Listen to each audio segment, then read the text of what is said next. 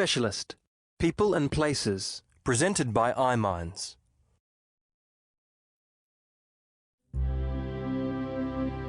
Joan of Arc. It is said that when Joan of Arc was born on the 6th of January in 1412, the roosters in her village all crowed, even though it was midnight. When Joan was 13 years old, something happened to change her life. She was working in the garden when she thought she saw a bright light coming from the church and heard someone speaking French in a sweet, low, beautiful voice. The voice told her it was the angel Saint Michael and that he had a message from God. He told her she had a great mission to fulfill and that she would be the one to save France. France had been at war with England for 92 years, what would later be known as the 100 Years' War. The English were trying to conquer France and were succeeding. But the conflict had been raging for so long that there were barely any soldiers left, and both sides had to rely on mercenaries from Spain and Italy. Both countries were poor and exhausted, but there was no end in sight.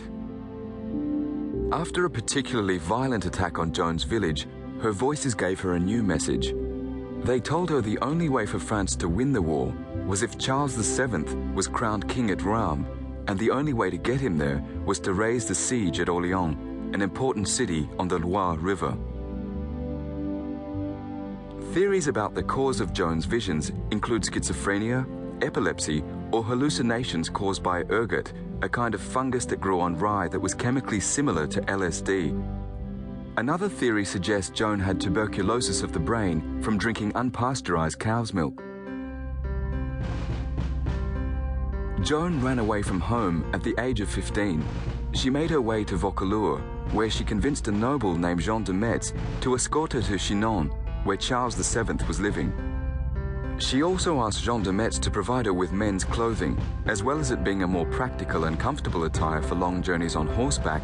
Joan also knew that trousers would provide more protection against amorous soldiers than her long skirts. Word had spread about this young girl who was sent from God, so Charles was eager to meet Joan. But one of his advisors, Tremoille, was not convinced. He decided to test Joan and asked for someone else to sit on the throne when she entered Charles' castle. But Joan took one look at the impostor and shook her head. Then she saw Charles and fell to her knees at his feet.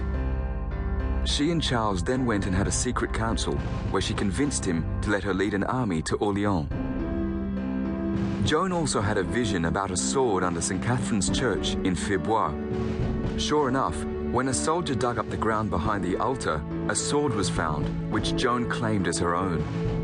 She also had a banner made, which pictured God sitting on a rainbow above a field of lilies, flanked by the angels Gabriel and Michael.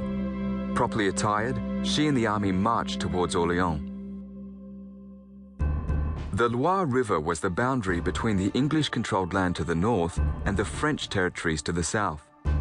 Orléans was the best defended town in France, with high walls and towers and 5 strong gates. When Joan and her army arrived in April 1429, Orléans had been under siege for 6 months and both sides were depleted. Joan managed to sneak a barge load of supplies into the city, but before long, the fighting began.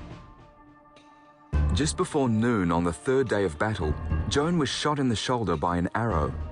None of the soldiers would pull it out for fear of hurting her, so Joan pulled it out herself, screaming with pain.